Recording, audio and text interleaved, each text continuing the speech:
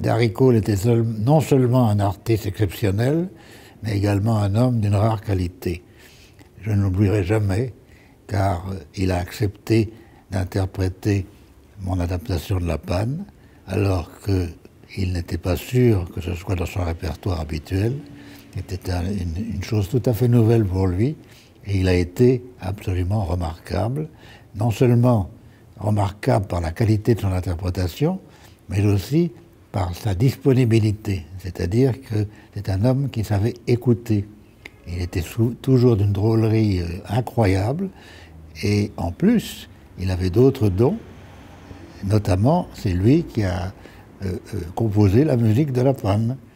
Donc je lui ai beaucoup de reconnaissance pour tout ce qu'il a fait pour ce spectacle-là, qu'il a mené en grande partie, grâce à lui, vers le succès, puisqu'il y a eu après Paris une tournée qui a été encore supérieure à la réalisation à Paris. Donc, pourquoi vous aviez choisi Darry Cole? J'ai choisi Darry Cole parce que je trouvais que c'était un homme qui n'était pas toujours dans ses choix. Ce qu'il fallait, qu'il était plus que ça. C'était un homme qui avait il pouvait tout faire. Et malheureusement, souvent, et pour des raisons que j'ignore, il a accepté de jouer des pièces qui n'étaient pas dignes de son talent. Et lui-même doutait de sa capacité d'interpréter le personnage de l'avocat. Et finalement, après mûre réflexion, il a considéré que c'était un peu sa légion d'honneur d'être le serviteur de Dürrenmatt. Donc, une fois de plus, je dois vous dire que c'est un homme qui me manque beaucoup. Bien dit. Vous vous souvenez de la première fois que vous l'avez vu? Est-ce que c'était à la télé? Est-ce que c'était en cabaret? La première fois que vous avez entendu parler de ce type? D'abord, c'est un homme qui blaguait. Il blaguait énormément.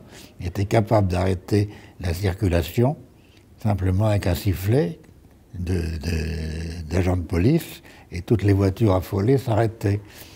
C'était un homme de gag.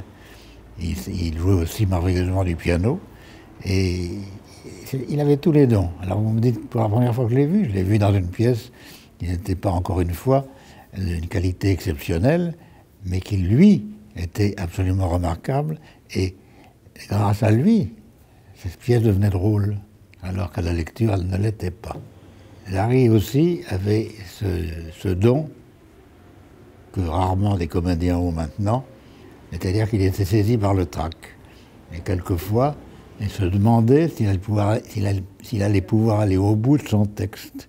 Il y arrivait naturellement, mais chaque fois, et surtout les premières représentations, il était noué. Ça se manifestait comment? Pardon? Comment est-ce que ça se manifestait? Ça se manifestait par une espèce de... Il était hagard, parce qu'il était dans un autre monde déjà. Il était déjà dans son personnage, mais en se disant, est-ce que je suis vraiment entré dans la peau de cet homme? Non, c'était quelqu'un d'extraordinaire, Darry. Comment ça se passait? La troupe le laissait tout seul ou tout le monde? Ah non, tout le monde l'aimait beaucoup. Il avait d'excellents partenaires qui ont tous adhéré et qui étaient ravis d'ailleurs de le côtoyer, parce que c'était un exemple quand même pour tous les autres. Alors justement, forte personnalité, exemplaire, en quoi? Parce que c'est un artiste complet, il n'y en a pas beaucoup. Il était capable de tout faire.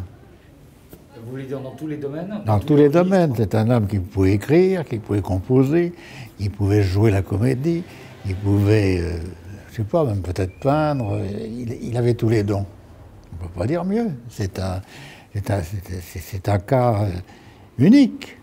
Et toujours souriant, toujours disponible, toujours dans une forme éblouissante, caracolant, presque, dirais-je. Dernière question un peu sérieuse. Dites la question de Darry.